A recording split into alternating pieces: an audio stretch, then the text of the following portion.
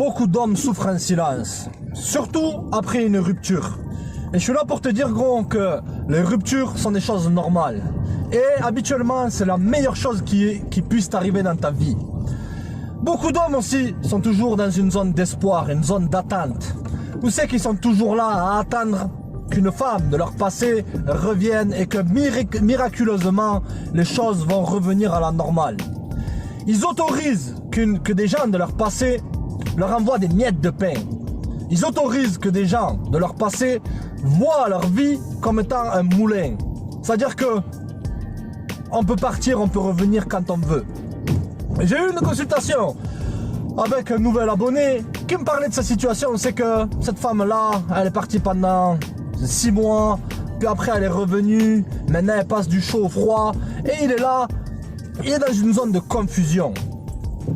C'est tout à fait normal, gros.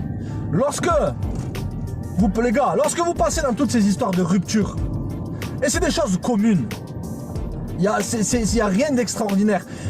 Beaucoup de mecs, ils ont toujours un attachement, et la plupart du temps, un attachement négatif vis-à-vis d'une personne qui, la vaste majorité du temps, est en train de prier pour que sa nouvelle relation à elle marche, alors que toi, tu es en train de prier pour qu'elle revienne.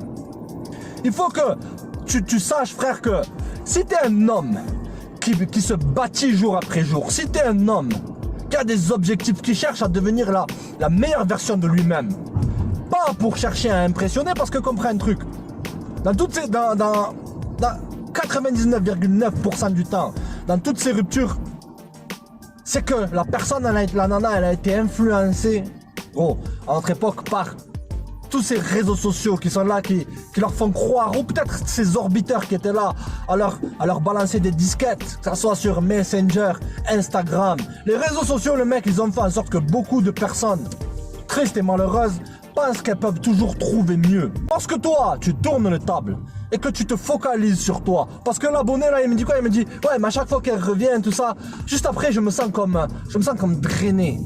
Et je vais te dire, gros, beaucoup de gars, ils se font drainer de leur énergie. Et la gonzesse, elle prend cette énergie-là pour continuer à faire ce qu'elle est en train de faire avec d'autres gars. Tu ne peux pas laisser ces circonstances te plomber. Tu ne peux pas laisser ces circonstances être un poids sur tes épaules et être, comme je t'ai dit, dans une zone d'attente, d'espoir. Tu es en train d'espérer qu'une personne qui ne te veut pas te veuille. Ces gens-là, ils ont du pouvoir sur toi, ils ont du contrôle sur toi.